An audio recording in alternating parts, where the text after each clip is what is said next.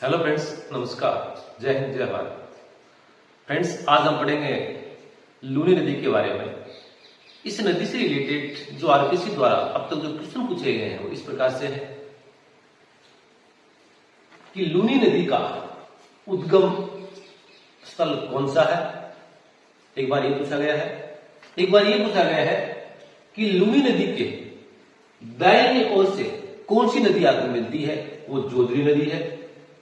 एक बार प्रश्न इस प्रकार से पूछा गया है कि जब मध्य राजस्थान के अंदर अजमेर के अंदर भारी वर्षा होती है तो राजस्थान के किस स्थान पर बाढ़ आने की संभावना होती है, यानी बालोतरा के अंदर। एक बार ऐसा क्वेश्चन पूछा गया है। एक बार उनकी सहायक नदियों के बारे में पूछा गया है, सुकड़ी, मिठड़ी, जोदरी, लीलड़ी, इस प्रकार से उनकी सहायक नदियों के बारे में पूछा गया है। तो देखिए, ये थे आरपीसी द्वारा जो इस प्रकार जो क्वेश्चन पूछे जाते हैं वो है। एक बार इस प्रकार से क्वेश्चन पूछा गया है कि ये जो लूनी नदी है वो कहां जाकर समाप्त होती है, कचकारन, गुजरात। तो इस प्रकार से आरपीसी द्वारा अब तक क्वेश्चन पूछे गए हैं। मैं जहां तक अभी मैंने लेटेस्ट जो स्कूल व्याख्याता का जो मैंने पेपर देखा था उसके पश्चात हम सभी को जो पुराना पैटर्न है उसको छोड़ देना चाहिए। कौन सा पैटर्न? एक तो पैटर्न है ट्रिक पद्धति द्वारा पैटर्न, कि जो ट्रिक पद्धति द्वारा आसानी से रटाफिकेशन करते हैं वो। दूसरा जो मोस्ट जो पीछे आरपीसी द्वारा अभी तक जो क्वेश्चन पूछे गए हैं कि हम केवल वो याद कर लें, बस हाँ काफी है। इस प्रकार के जो हमारा जो पीछे का जो डरा रहा है उनको हम छोड़कर नए पैटर्न के अकॉर्डिंग हमें पढ़ना चाहिए। क्योंकि आरपीसी जो क्वेश्चन पूछे गए स्कूल व्याख्याता भर्ती के अंदर, आप देखिए उनका पेपर देखेंगे कि बहुत सारे बच्चों के 40% भी नंबर नहीं आ रहे हैं और ये कह रहे हैं कि आरपीसी को तो कुछ तो दया करनी चाहिए, इतना हार्ड पेपर नहीं देना चाहिए। भैया, आरपीसी का काम था पेपर देना होता है। और मैं कहूं कि वो पेपर हार्ड था या इजी था, तो मैं तो ये कहूंगा न तो वो इजी था और न वो हार्ड था। वो आरपीसी अपना पैटर्न बदला, तो हमें भी अपना पैटर्न बदल लेना चाहिए। इन सभी पद्धति को छोड़कर हमें बेसिक जो कॉन्सेप्ट है वो हमें क्लियर कर लेना चाहिए। यदि किसी भी टॉपिक से रिलेटेड हमारे बेसिक कॉन्सेप्ट क्लियर हो जाता है, उसके पश्चात आरपीसी हमें कहीं से भी क्वेश्चन पूछे हम सोल्व करने में क्षमता रखते हैं। तो चलिए हमारे टॉपिक पर चलते हैं। आज नदी के बारे में पढ़ेंगे हम, लूनी नदी। देखिए, इसका नाम पड़ा तो पड़ा क्यों कि इसका नाम लूनी नदी क्यों पड़ा, लून से रिलेटेड लूनी नदी इसका नाम क्यों पड़ा, इसका उद्गम कहां से होता है, उसकी सहायक नदियां कौन सी होती हैं, कौन सी ऐसी नदियां हैं जो उनके बाएं किनारे पर आकर मिलती हैं, कौन सी ऐसी नदियां हैं जो उनके दाएं किनारे से आकर मिलती हैं। इस नदी की अपवाद क्षेत्र के अंदर है, चाहे अपवाद क्षेत्र के अंदर चाहे वो ऐतिहासिक घटनाएं हो, चाहे वो राजनीतिक घटनाएं हैं, चाहे वो सांस्कृतिक है, चाहे वो आर्थिक घटनाएं, इन सभी का पढ़ेंगे। ऐसा नहीं कि केवल नदी के बारे में। आप नदी के अपवाद क्षेत्र के अंदर, नदी के बेसिन क्षेत्र के अंदर किसी भी प्रकार की जो घटनाएं होती रिलेटेड आप उनको जोड़कर पढ़िए, बहुत आनंद आएगा और हमारे जो कॉन्सेप्ट हो वो भी क्लियर होगा। तो चलिए स्टार्टिंग करते हैं। लूनी नदी, देखिए लूनी नदी, लूनी नदी का जो उद्गम है वो कहां है। लूनी नदी का उद्गम अजमेर के अंदर, आप आना सागर झील देखने के लिए कभी गए हैं तो आना सागर झील के जो बारादरी है सुभाष गार्डन के किनारे के ऊपर, तो वहां पर आप खड़े होकर जब आना सागर झील देखते हैं तो पश्चिम की ओर जो आपको जो पहाड़ दिखाई देता है, काला काला पहाड़ दिखाई देता है, वो है नाग पहाड़। तो नाग पहाड़ के किस ओर देखो, नाग पहाड़ के पश्चिम ढाल की ओर इसका उद्गम होता है। लेकिन आपको इतना रिलेटेड, इतना गहरा याद नहीं करना है, इतना याद करना है कि नाग पहाड़ के, अजमेर के नाग पहाड़ से इस नदी का उद्गम होता है। अब नाग पहाड़ के जो पूर्वी भाग है, नाग पहाड़ का जो देखिए इस प्रकार से मैं आपको बताता हूं। देखिए ये पहाड़ है, तो पहाड़ के ये मान लीजिए, देखिए ये नाग पहाड़ है, तो नाग पहाड़ के जो इस साइड का जो हिस्सा है, इस साइड का जो पूर्वी हिस्सा है, यहां जब वर्षा होगी इनका पानी बहकर कहां जाएगा, आना सागर झील के अंदर जाएगा। और नाग पहाड़ के जो पश्चिमी वाला हिस्सा है, यहां से जो वर्षा होगी तो इनका पानी बहकर कहां जाएगा, लूनी नदी के रूप में जाएगा। यही उनका उद्गम स्थल है। तो देखिए, जहां ये उद्गम उनका स्थल है नाग पहाड़ पर, उन्हें कहते हैं सागरमती नदी। ध्यान दीजिए, आप अपने उद्गम स्थल पर इन्हें सागरमती नदी कहते हैं। आप यहां से देखिए, ये नाग पहाड़ है, यहां का उद्गम स्थल है, तो यहां से नदी आई, कहां तक आई, गोविंदगढ़ तक आई, गोविंदगढ़ तक आती है नदी। तो वहां तक इस नदी को सागरमती नदी के नाम से जाना जाता है। वहीं जो देखिए इन नाग पहाड़ के इस ओर जो उत्तरी साइड है, उत्तरी और पश्चिमी साइड के और कुछ पहाड़ियां हैं जिन्हें हम कहते हैं पुष्कर की पहाड़ियां कहते हैं। सभी आपस में मिली हुई है, नाग पहाड़, पुष्कर की पहाड़ियां, अजमेर की पहाड़ियां आपस में क्या है, मिली हुई है। तो इसके उत्तर और पश्चिमी की ओर पुष्कर की पहाड़ियां हैं। पुष्कर की पहाड़ियों से एक नदी निकलती है, उस नदी का नाम है सरस्वती नदी।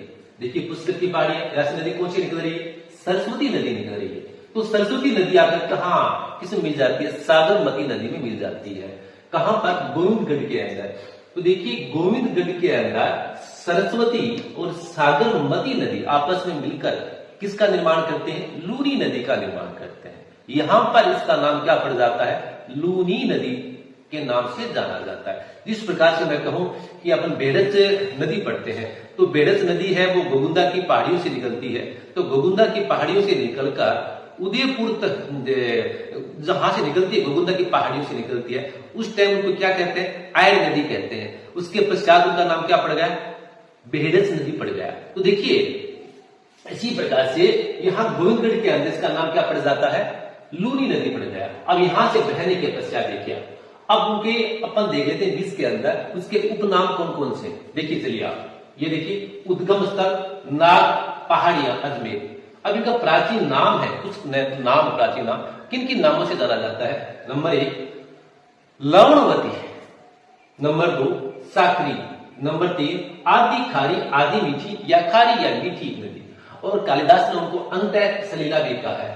अब लवणवती या लूनी क्यों कहते हैं भाई, ये किस ओर जा रही है, पश्चिमी राजस्थान की ओर जा रही है। पश्चिमी राजस्थान की वहां पर जाती है तो वहां की जमीन के अंदर लवण बहुत जाता है, नमक की मात्रा होती है ना वो बहुत ज्यादा होती है। Sodium chloride, potassium chloride, sodium sulphate, potassium sulphate, इस प्रकार जो लवण होते हैं वो बहुत ज्यादा है।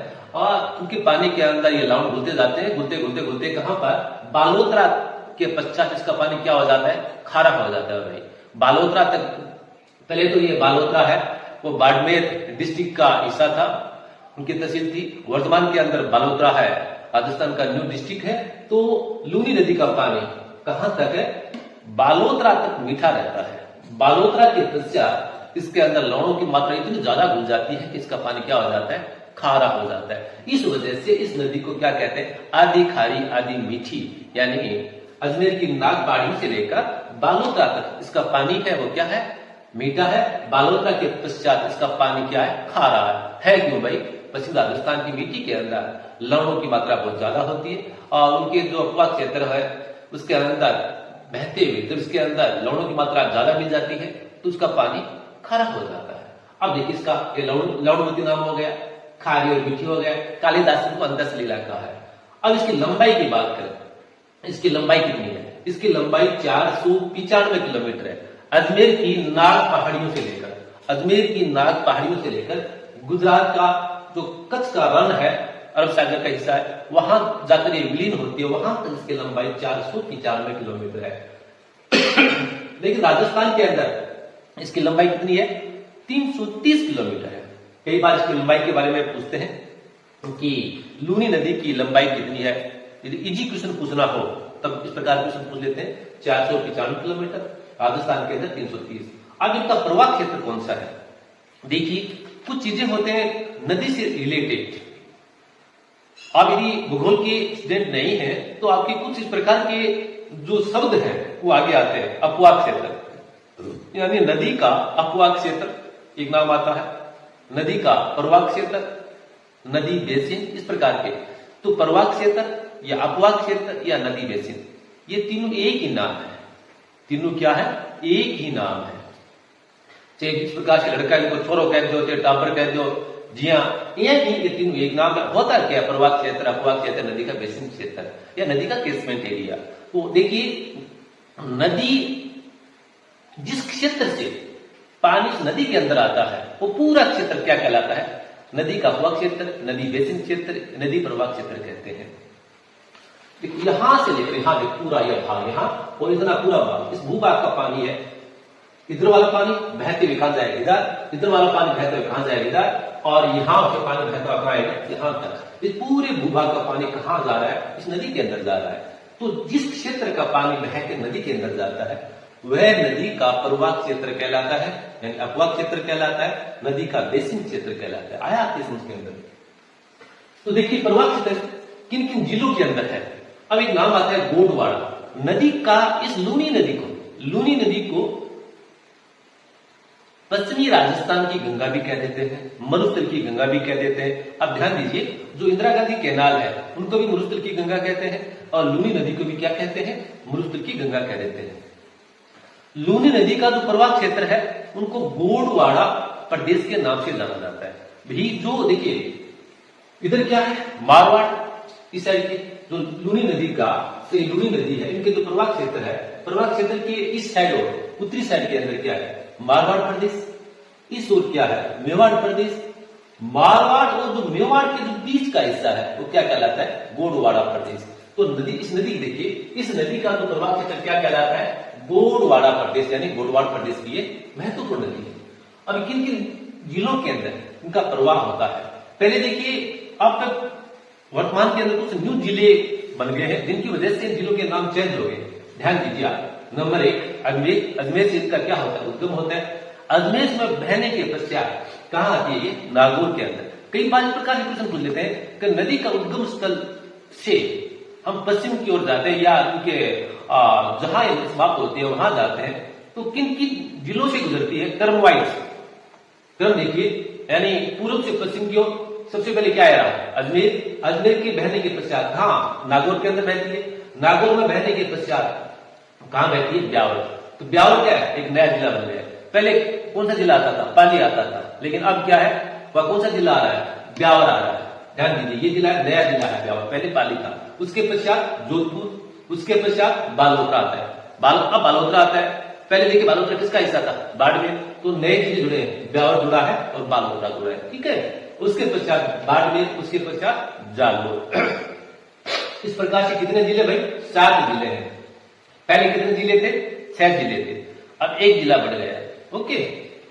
अब देखिए लूनी नदी की जो सहायक नदियां हैं, जो सहायक नदियां होती हैं, सहायक नदियां 2 प्रकार से अध्ययन करते हैं कि नदी के मुख्य जो नदी है उसके बाएं किनारे पर कौन सी नदी आकर मिलती है, दाहिनी ओर से कौन सी नदी आकर मिलती है।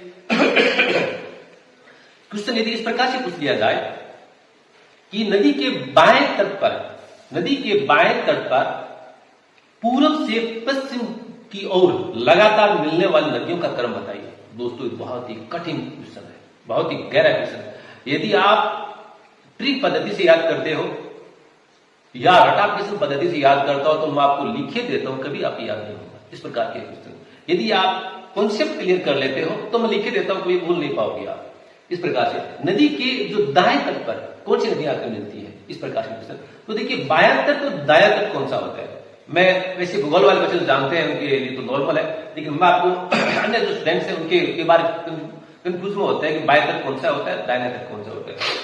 देखिए नदी किस ओर जा रही है, उधर आप मुख के खड़े हो जाए। नदी यदि पश्चिम की ओर जा रही है तो पश्चिम की ओर आप अपना मुख करके खड़े हो जाए। उसके पश्चात ये मेरा कौन सा हाथ है? बायां हाथ है। ये मेरा कौन सा हाथ है? दाहिना हाथ है। तो मेरे बाएं हाथ की ओर इस क्षेत्र की तो नदियां आकर उसके अंदर मिलेगी, वो कौन सी होगी? बाएं तट पर मिलने वाली नदी होगी। और ये मेरा जो दाहिना है, राइट हैंड है, तो दाहिने ओर से जो नदियां आकर मेरे के अंदर मिलेगी वो कौन सी हो गई? दाहिनी ओर से मिलने वाली नदी हो गई। ये तो हो गया बायां, ये हो गया दाएं। यानी बाएं किनारे पर जो कौन सी नदियां मिलती है वो नदियां, और दाहिने किनारे कौन सी नदी मिलती है वो हो गई। अब चलते हैं उनके, सबसे पहले हम देखते हैं कि उनके दाहिने किनारे पर, लूनी नदी के दाहिने किनारे पर कौन कौन सी नदी मिलती है। तो बहुत ही महत्वपूर्ण लूनी नदी की एकमात्र नदी है जो उनके दाहिने किनारे मिलती है, वो कौन सी है? जोधरी नदी।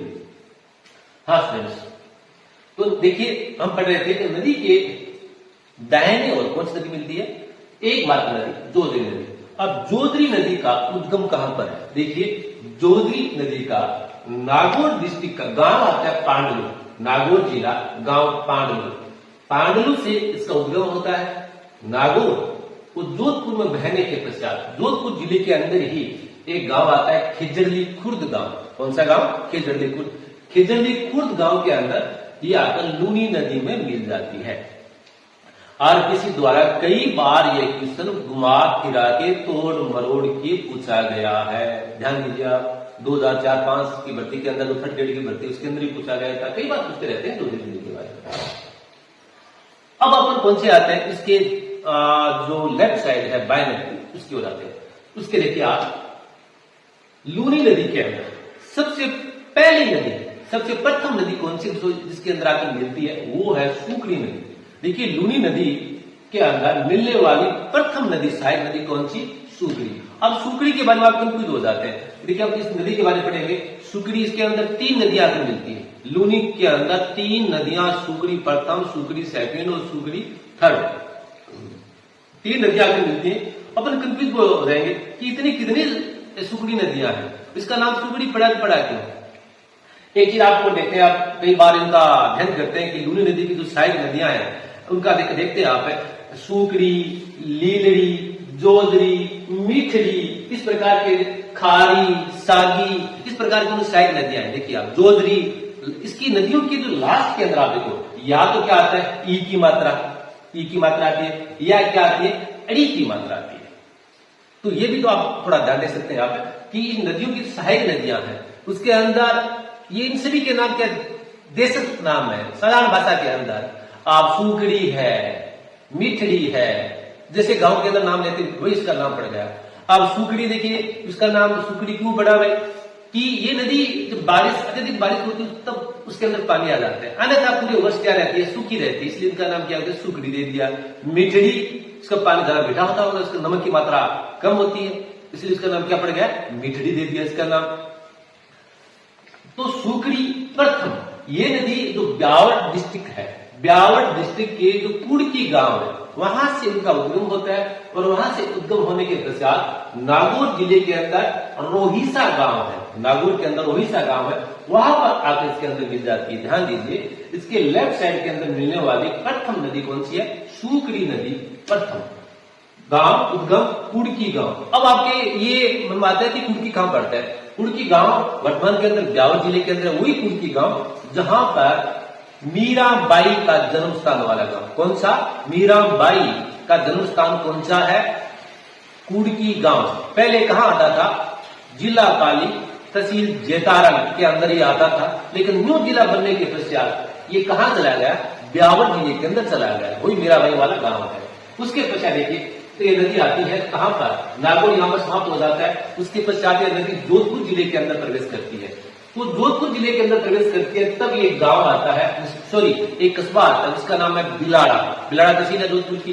तो बिलाड़ा के अंदर देखिए, बिलाड़ा के अंदर यहां पर एक बांध बना है, उस बांध का नाम क्या है, पिचियाक बांध या जसवंत सागर बांध। कई बार प्रश्न पूछा गया है कि लूनी नदी पर कौन सा बांध बनाया गया है, पिचियाक बांध या जसवंत सागर बांध बनाया गया है। बहुत ही महत्वपूर्ण है दोस्तों। और इसका नाम देखिए, पिचियाक बांध क्यों पड़ा, कहां है, जोधपुर जिले का बिलाड़ा तहसील है वहां पर। बिलाड़ा से 5 किलोमीटर पूर्व है, ये बिलाड़ा है और बिलाड़ा से 5 किलोमीटर पूर्व है ये डैम बनाया गया है। यहां से क्वेश्चन देखो कौन से उठते हैं कि बिलाड़ा शहर किस नदी के किनारे पर है भाई, लूनी नदी के किनारे पर है। बिलाड़ा के अंदर कौन सा बांध बनाया गया है भाई, जसवंत सागर बांध बनाया गया है। इसका अन्य नाम क्या है भाई, पिचियाक बांध है। कितने क्वेश्चन बन गए। अब आप देखिए, इसका नाम पिचियाक बांध पड़ा क्यों भाई, इसलिए पड़ा क्योंकि बिलाड़ा से 5 किलोमीटर पहले एक छोटा सा गांव आता है पिचियाक, उस गांव के नाम पर इसका नाम क्या पड़ गया, पिचियाक। और इसका नाम जसवंत सागर क्यों पड़ा, महाराजा जसवंत सिंह ने इसका निर्माण करवाया, इसलिए इसका नाम क्या पड़ गया, जसवंत सागर बांध पड़ गया। आगे इसका देखिए, ये किधर खुद गांव आएगा, उसके पश्चात देखिए ये लूनी नदी बहती हुई कहां आती है, यहां पर आती है। यहां पर इसके अंदर एक नदी आकर मिलती है। देखिए कौन सी नदी आकर मिलती है, बांडी नदी। ध्यान दीजिए, देखिए यहां पर देखिए लाखा गांव के अंदर इसके अंदर कौन सी नदी आकर मिल रही है, बांडी नदी। बहुत ही महत्वपूर्ण, बांडी नदी से रिलेटेड कई क्वेश्चन पूछे जाते हैं दोस्तों, बहुत क्वेश्चन पूछे जाते हैं और कंफ्यूज भी इस बांडी के अंदर होते हैं। जितनी बांडी खतरनाक होती है ना, उतने इससे रिलेटेड क्वेश्चन भी खतरनाक है। अब देखिए बांडी नदी का उद्गम स्थल कौन सा है, या बांडी नदी, ये बांडी नदी देखिए, ये बांडी नदी का उद्गम स्थल जिला पाली के कुलाब गांव की पहाड़ियां। कौन सी पहाड़ियां? फुलाद गांव की पहाड़ियों से उनका उद्गम होता है। ये फुलाद गांव की पहाड़ियां हैं, फुलाद पहाड़ियां हैं, और फुलाद पहाड़ियों से जैसे इनका पानी बहता हुआ फुलाद गांव के पास आता है, तो उसकी पानी को रोककर एक डैम बनाया गया है, उसका नाम है फुलाद डैम। याद है क्या आपका? क्वेश्चन आ गया कि फुलाद डैम किस नदी के ऊपर बना है? बांडी नदी पर बना है। किस नदी पर बना है? बांडी। बांडी किसकी सहायक नदी है? लूनी की सहायक नदी है। अब फुलाद पहाड़ियां, अब यहां पर आप थोड़ा सा देखें, आप जो ये फुलाद पहाड़ियां है, फिर इस साइड के अंदर ये कौन सा आ गया? पाली आ गया। ये इसका कौन सा हिस्सा है? राजसमंद जिला है। देखिए इस ओर देखिए, ये मैं जो मेरा पॉइंटर है, पॉइंटर के और जो ये वाला हिस्सा है, ये पूरा पाली जिला पड़ता है, और ये नीचे वाला हिस्सा है, ये कौन सा है? राजसमंद जिला पड़ता है। तो राजसमंद और पाली जिले की सीमा पर बहुत सारी पहाड़ियां, ऊंची ऊंची पहाड़ियां हैं। उन पहाड़ियों में वही नाम है फुलाद पहाड़ियां। वहां पर देखिए गोरम घाट नाम सुना होगा आपने, गोरम घाट, कमली घाट, राजस्थान के अंदर एकमात्र जो टूरिस्ट रेल चलती है और नैरो गेज वाली। देखिए तो नैरो गेज वाली जो टूरिस्ट चलती है, ट्रेन चलती है, वो कहाँ चलती है? Mauli to Marwar junction. आप कभी गए हैं तो, और देखिए टूरिस्ट ट्रेन है जो नैरो गेज पे चलती है, वो उदयपुर की तहसील है माउली, वहां से शुरू होती है और माउली से चलकर गोरम घाट, कमली घाट होती हुई मारवाड़ जंक्शन तक आती है और वहां से पुलिस ले जाती है। बारिश के टाइम के अंदर इसका खूब आनंद लेते हैं टूरिस्ट। वहीं पर एक फुलाद की पहाड़ियां, रास्ते के अंदर आता है फुलाद पहाड़ियां। अब देखिए यहाँ पर फुलाद पहाड़ियों के जस्ट पास के अंदर यहाँ पर एक भील बेरी जलप्रपात है। बहुत ही महत्वपूर्ण है कि भील बेरी जलप्रपात कहाँ पर है? पाली डिस्ट्रिक्ट के अंदर है। किन पहाड़ियों के पास है? फुलाद पहाड़ियों के पास है। याद हो गया? फुलाद पहाड़ियों के पास भील बेरी जलप्रपात। अब यहाँ से नदी बांडी नदी आने के पता है कि यहाँ पर इस बांडी नदी पर एक बांध बनाया गया है। इस बांध का नाम क्या है? हेमावाद बांध। कौन सा बांध है? हेमावाद बांध है। यहाँ पर बीच के अंदर में क्वेश्चन पूछ गया। देखिए यहाँ पर एक गांव आता है, फुलाद गांव से जब यहाँ पर आते हैं हेमावाद बांध, इसका नाम हेमावाद क्यों पड़ा? हेमावाद गांव के अंदर बनाया गया। हेमावाद गांव के अंदर बांडी नदी के पानी को रोक लिया गया, रोक के वहां पर डैम बना। उस गांव के नाम पे इसका नाम क्या पड़ गया? हेमावाद बांध। बीच के अंदर एक गांव आता है, वो कौन सा गांव है? औवा गांव। अब औवा गांव आते ही आपकी स्वतंत्रता आंदोलन वाली घटना याद आ जाती है, जो 1857 वाली क्रांति है वो आपकी याद आ जाती है। उस टाइम के अंदर देखिए औवा गांव वो क्रांति से रिलेटेड गांव है। हाँ, यहाँ का जो ठाकुर कुशाल सिंह थे वही। यहाँ पर सुगाली माता का मंदिर है। कौन सी माता का मंदिर है? औवा गांव, क्रांति से रिलेटेड गांव है। इसके अंदर कौन सी माता का गांव है? सॉरी मंदिर है, सुगाली माता का मंदिर है। और मुझे थोड़ा आगे करते हैं तो कौन सा आता है? मारवाड़ जंक्शन आता है। और यहाँ शहर के अंदर यह क्या है? पाली शहर है। एक क्वेश्चन और मैं भूल गया, तो बिलाड़ा है। बिलाड़ा के अंदर एक प्राचीन मंदिर भी है, आई माता का मंदिर है। जब हम राजस्थान की संस्कृति पढ़ते हैं, देवी देवताओं के बारे में पढ़ते हैं, तो आई माता का मंदिर कहाँ पर है? बिलाड़ा के अंदर है। सुगाली माता का मंदिर कहाँ पर? औवा गांव के अंदर है। और औवा गांव कहाँ पर है? बांडी नदी के किनारे पर है। और हेमावाद आ गया, बांग आ गया। हेमावाद देखिए, अब बांडी नदी के किनारे पर कौन सा शहर बसा है? पाली शहर बसा है। यहाँ से देखिए राजस्थान का महत्वपूर्ण शहर पाली किस नदी के किनारे बसा हुआ है? बांडी नदी के किनारे बसा हुआ है। और बांडी के अंदर देखिए बांडी का पानी, बांडी नदी राजस्थान की सबसे प्रदूषित नदी है। क्यों? ये आप बताएं कमेंट बॉक्स के अंदर। पाली के अंदर कुछ ऐसे उद्योग है, कौन से उद्योग है आप कमेंट बॉक्स में बताएं। उनका पानी निकलकर कहाँ आता है?